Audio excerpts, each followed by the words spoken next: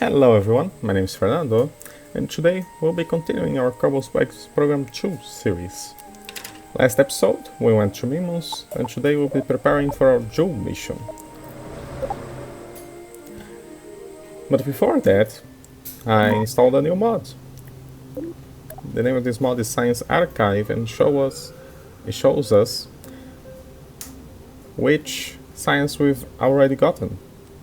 For example, you can see Kerbal, and you can see we haven't gotten any of it. Not yet. I didn't put any experiments that we can send back on the Demeter probe, so we haven't gotten any so far.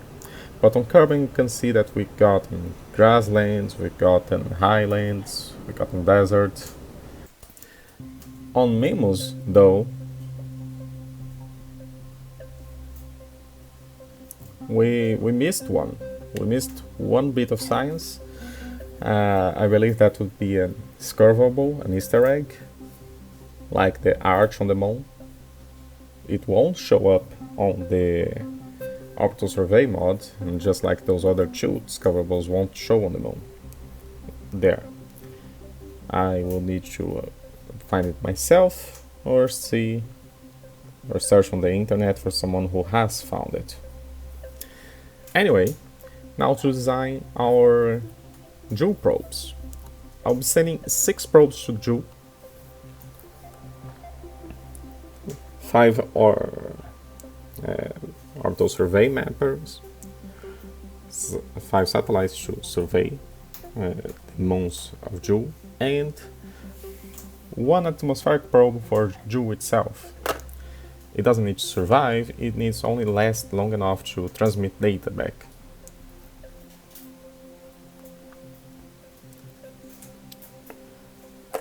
Overall, I'm very happy with how the satellites came out, right?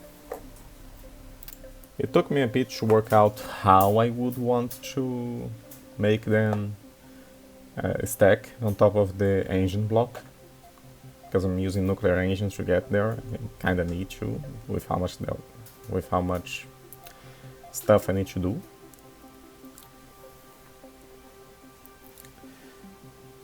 And the satellites, due to how since I want to stack them on top of each other to make it easier to dock everything, and the fact that, well, the biomap antenna is very big.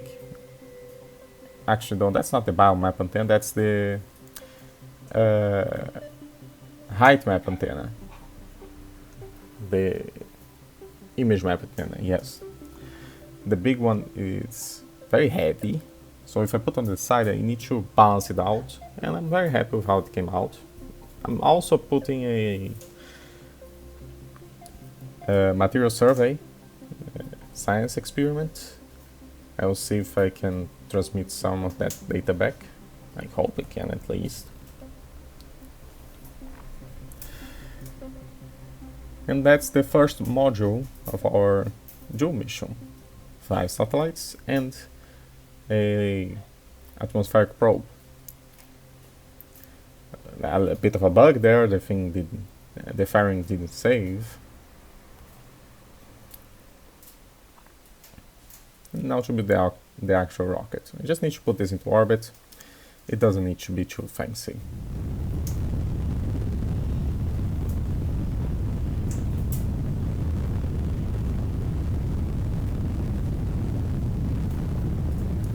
The thrust to weight ratio of the first stage wasn't that great. It's taking a bit to get to orbit because of that. Also, it's very uncontrollable, as you can see. I ended up cutting it out of the video, but I put some whatchamacallit, the liquid fuel RCS on the bottom of the first stage to help control it. It still ended up not being enough. I probably needed to put... Actually, I think I did put a reaction wheel on the first stage right before the adapter.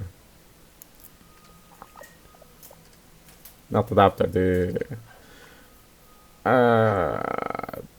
decoupler, yes, the decoupler.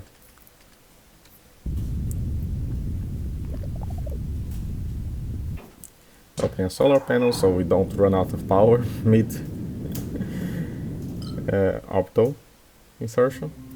And now to make the nuclear engine block. Well, I say nuclear engine block, but I'm only using one. This is not the heaviest rocket. I'm using RCS tanks to simulate the weight of the probes, so that I know how much delta V I have. I'm also putting a probe core on the nuclear engine module. I did consider using 6 engines on it. I ended up going with just one. It's much easier to hit those delta V requirements, and I didn't want to spend too long docking more stuff. Right? One engine would give me 7,000 delta V, over 7,000 delta V, while 6 of them would give me just over 4,000. And I wanted to have plenty of margin to maneuver this rocket, this mission. I want to put one satellite over each of Jool's moons with this. Here you can see me putting RCS thrusters around the nuclear engine module. It will make it very much easier to rendezvous with the probes. Now to launch it. I ended up putting, this is the third actually time I'm launching this. I could not control this very well during ascent the last few times, so I put some of those big SRBs to get out of the thick part of the atmosphere quickly. You could see that it almost overheated the docking port. That would be a disaster, since need the docking port to be able to connect with our probes.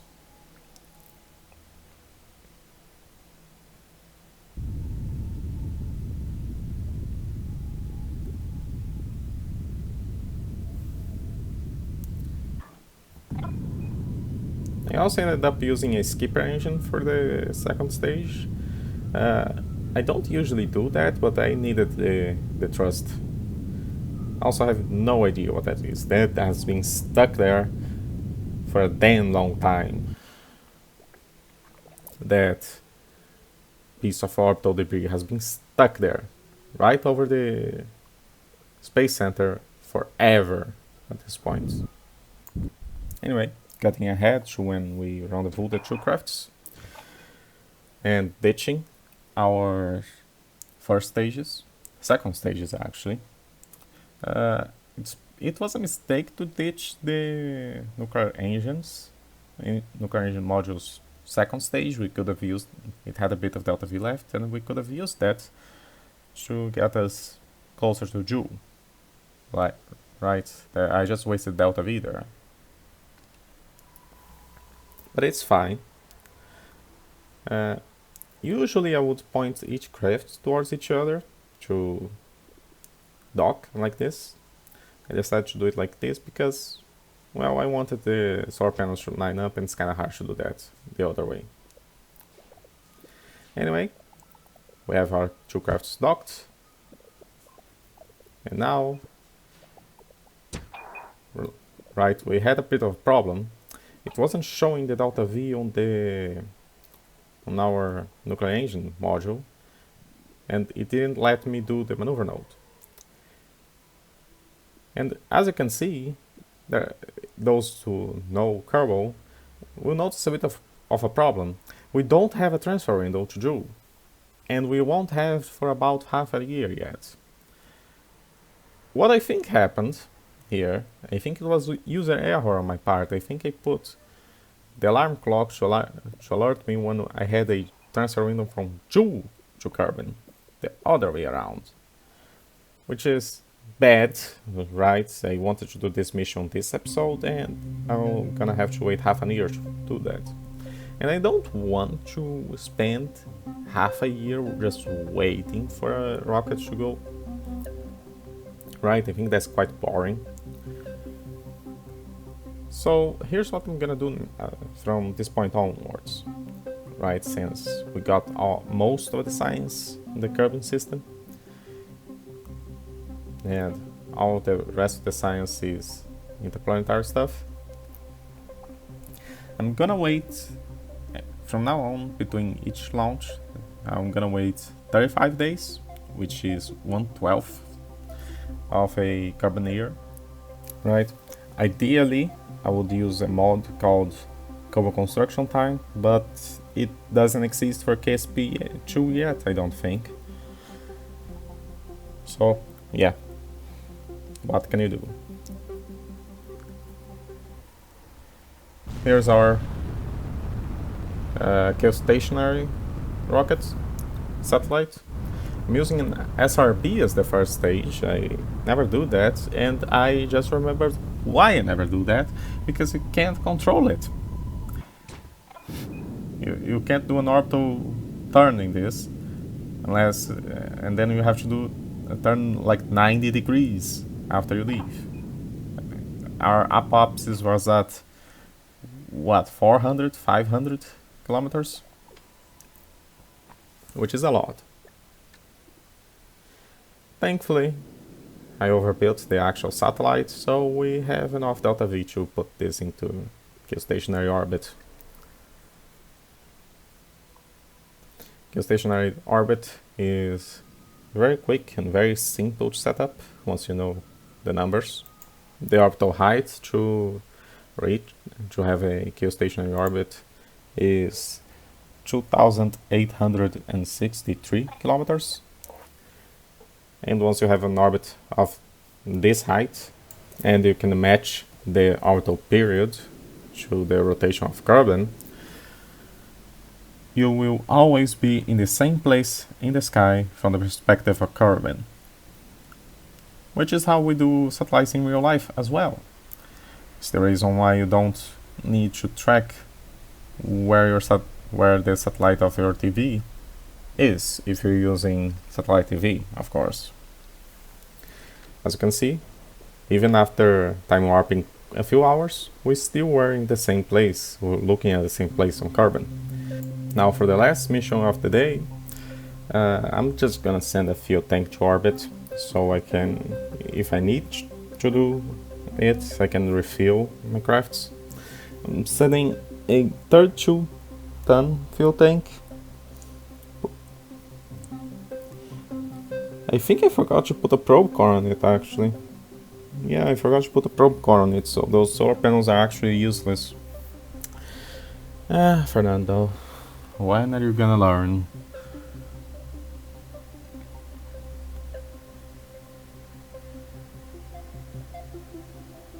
Anyway, the rock ended up being quite big. I think this is actually the biggest payload I've sent to orbit. I think the nuclear stage of the Jool mission was 20 tons. This is 32. This is 36 tons, I think. Also, funny story, I actually forgot to skip 35 days between this launch and the last one, so yeah, I already broke the rule. It's fine, I'll just skip 70 days. It's a self-imposed rule anyway, and this is not a time-sensitive mission.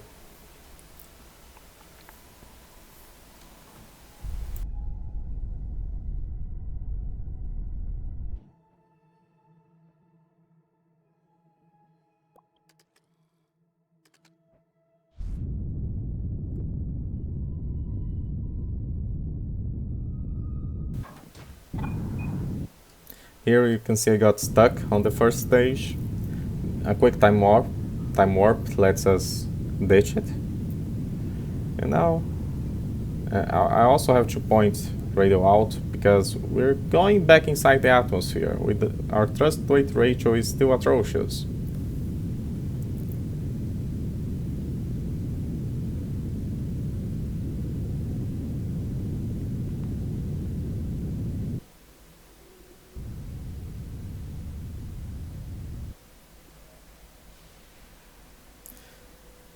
Also, for some reason, the game is not pointing towards actual prograde, it's pointing some other point. Like, it's pointing at the anti-normal node as well, which was weird, to say the least.